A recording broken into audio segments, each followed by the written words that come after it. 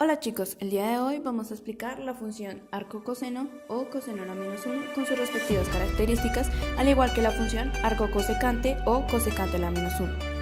Pero para poder explicar las funciones debemos definir qué es una razón trigonométrica. Esa es la relación que hay entre un ángulo y los lados de un triángulo. Sabiendo esto, la función trigonométrica es la extensión de las razones trigonométricas. En este caso, con el plano cartesiano trazaremos una diagonal donde su origen sea la coordenada 0,0 en el eje X y en el eje Y, en donde se observará un reflejo que como consecuente tendrá la creación de su inversa, o sea, su arco. Coseno, la relación de cateto adyacente e hipotenusa, una de las funciones trigonométricas más representativas. Como podemos observar, su dominio son todos los reales, pese a que se extiende por todo el eje X. Su rango, este es medido en el eje Y, de abajo hacia arriba. Se puede observar que es en este caso desde -1 hasta 1. Amplitud, esto se debe a que es una onda, es decir, solo las ondas poseen esta característica. La amplitud de coseno es 1. Esta se mide desde la parte más alta o la más baja hasta su punto de equilibrio en el eje X. Máximo y mínimo se derivan del rango. Máximo, su punto más alto en el eje Y, de forma positiva. Y mínimo, su punto más bajo en el eje Y de manera negativa. De forma positiva, abarca el 0 a la parte superior y de forma negativa, abarca el 0 a la parte inferior de la función. El periodo es aquel que si tomamos un punto cualquiera en el eje X, cada tanto se repite como se demuestra aquí. Como vemos, el periodo de coseno es 2pi. ¿Qué podemos decir de esto? ¿Coseno es función? Lo que caracteriza a una función es su inyectiva. Esto quiere decir que si pasamos una línea horizontal en su gráfica, no se corta en más de un punto. Si se corta en más de un punto podría dar problemas a su inversa, coseno a la menos 1.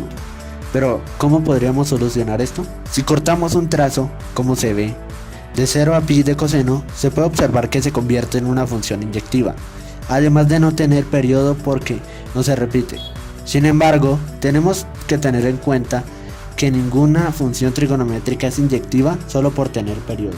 Dicho esto, procedemos a caracterizarla. Su dominio es de 0 a pi, su rango es de -1 a 1. Además, para poder cortar la función, tiene que tener el mismo rango. Máximo 1, mínimo -1. Amplitud no posee, periodo tampoco, y no tiene ninguna simetría importante en el eje X o respecto a su origen. Por consiguiente, trazamos una diagonal en la coordenada 0,0 que nos define la inversa de coseno como se muestra en el plano. Ahora, como es su inversa, cambia en función a, y el dominio de coseno pasa a ser el rango de coseno a la menos 1, y viceversa. Ahora pasamos a caracterizarla. Su dominio es de -1 a 1, su rango es de 0 a pi, su máximo es pi, su mínimo es 0. Siempre es decreciente esta función. No tiene simetría importante, no es función par ni es función impar, no tiene amplitud, no tiene simetría, es siempre continua.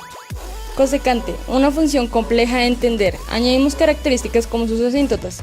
Estas se representan como una línea vertical que se acerca a la función pero jamás llega a tocarla. Además, no tienen amplitud ni continuidad. El dominio de la función son todos los números reales, excepto los valores donde el seno de x es igual a 0. Esto es los valores de pi k, sabiendo que k representa todos los números enteros. Su rango son los valores menores a -1 y los mayores a 1. Su máximo es infinito y su mínimo es menos infinito. Respecto a su simetría, es dependiente del origen. Y su función, por ende, es par. Arco cosecante o cosecante a la menos 1. Es la inversa de la función cosecante. Para esto tomamos la rama de menos pi medios hasta 0 y de 0 hasta pi medios, para que pueda ser inyectiva.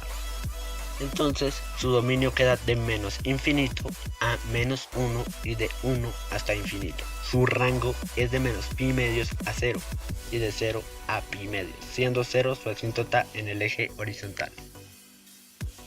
Podemos observar que su dominio cambia con su rango, además de ser ahora una función inyectiva. No es una función continua, es simétrica respecto a su origen, es decir, una función impar.